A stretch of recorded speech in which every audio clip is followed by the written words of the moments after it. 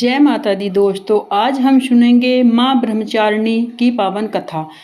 कल हमने डे 1 में सुनी थी माँ शैलपुत्री की कथा, जो माँ का प्रथम स्वरूप है, और माँ ब्रह्मचारिणी माँ दुर्गा का दूसरा स्वरूप है, जिसमें दूसरे नवरात्रे को माँ की पूजा अर्चना की जाती है। माँ दुर्गा की नव शक्ति का दूसरा स्वरूप माँ ब्रह्मचारिणी का है। यह ब्रह्मा का अर्थ तपस्या है। माँ दुर्गा का यह स्वरूप भक्तों और सिद्धों को अनंत फल देने वाला है। इनकी उपासना से तप, त्याग, वैराग्य, सदाचार और संयम की वृद्धि होती है। ब्रह्मचारिणी का अर्थ तप की चारिणी यानी तप का आचरण करने वाली है। देवी का यह रूप पूर्ण ज्योतिमय और अत्यंत भव्य है। इस देवी के दाएं हाथ में जप की माला और बाएं हाथ में यह कमंडल धारण किए हुए है।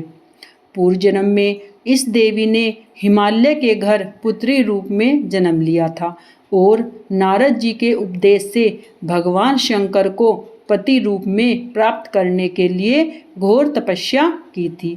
इस कठिन तपस्या के कारण इन्हें तपचारिणी अर्थात ब्रह्मचारिणी नाम से अभिहित किया गया।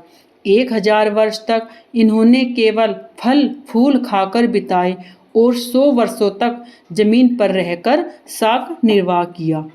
कुछ दिनों तक कठिन उपवास रखे और खुले आकाश के नीचे वर्षा और धूप के घोर कष्ट सहे। 3000 वर्षों तक टूटे हुए बिल्वपत्र खाए और भगवान शंकर की आराधना करती रही। इसके बाद तो इन्होंने सूखे बिल्वपत्र भी खाना छोड़ दिया।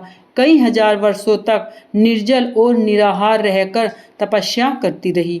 पत्तों का खाना छोड़ देने के कारण इनका नाम अपर्णा पड़ गया।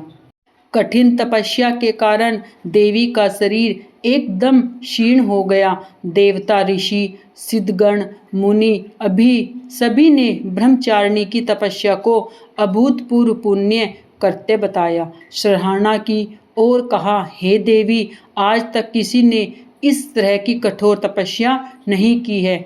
यह तुम्ही से संभव है। तुम्हारी मनोकामना परिपूर्ण होगी और भगवान चंद्रमौली शिवजी तुम्हें पति रूप में प्राप्त होंगे। अब तपस्या छोड़कर घर लौट जाओ, जल्द ही तुम्हारे पिता तुम्हें बुलाने आ रहे हैं। इस देवी की कथा का सार यह है कि जीवन के कठिन संघर्षों में भी मन विचलित नहीं होना चाहिए। माँ ब्रह्मचारिणी देवी की कृपा से सर्व सिद्धि प्राप्त होती है। दुर्गा पूजा के दूसरे दिन देवी के इस स्वरूप की उपासना की जाती है।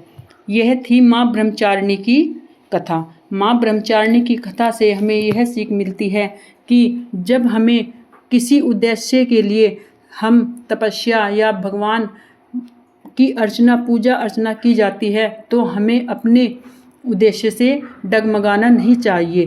हमें सच्चे मन से हम जब भगवान की उपासना करते हैं तो हमें उसका फल अवश्य मिलता है और हमें अपने जीवन में बहुत ही सरल आचरण रखना चाहिए।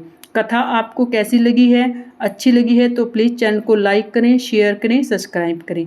आप मेरे चैनल पर मेरे पुराने व्यूवर्स हैं तो आपका थैंक यू, और नए व्यूवर्स हैं, आपने चैनल अभी तक लाइक नहीं शेयर नहीं किया है, सब्सक्राइब नहीं किया है, तो प्लीज़ चैनल को सब्सक्राइब करें ताकि आपको आने हर तीज त्योहार की व्रत कथाएँ आपको समय से मिलती रहे, संपूर्ण जानकारी आपको मिलती रहे। लाइक करें, शेयर करें। आपके एक लाइक से हमें प्रेरणा मिलती है कि हम आपके सामने अच्छी कथा प्रस्तुत कर सकें। अंत में कमेंट में जय माता दी अवश्य लिखें। जय माता दी।